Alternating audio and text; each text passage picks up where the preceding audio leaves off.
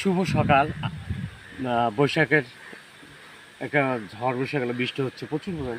তো আমি যে বিষয়ে কথা বলবো এদিকে আসুন।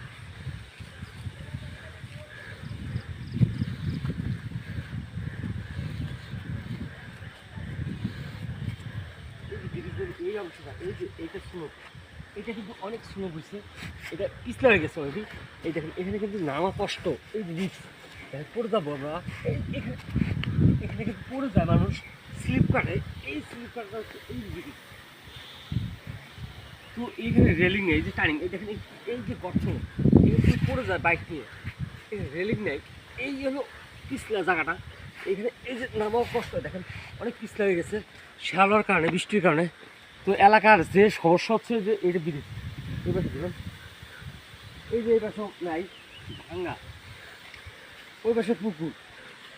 আমি যে কথা বলতেছিলাম, এখানে প্রায় সময় দুর্ঘটনা রেলিং না থাকার কারণে এই যে পুকুর, এই বিশাল পুকুর খাল, এখানে মানুষের দুর্ঘটনা ঘটে এলাকায়।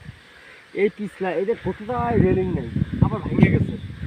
সমস্যা হচ্ছে যে আমরা ভুল্লি নদীতে দেবরগড় গ্রামে রেলিং নাই, ব্রিজটা ভাঙ্গা মেন সমস্যা। এখানে দুর্ঘটনা ঘটে, যে স্লোপ, এই যে খারাপ স্লোপ, এটাই আপনাদের বলতেছিলাম। তো আলহামদুলিল্লাহ, শুভ সকাল, সব ভালো থাকবেন।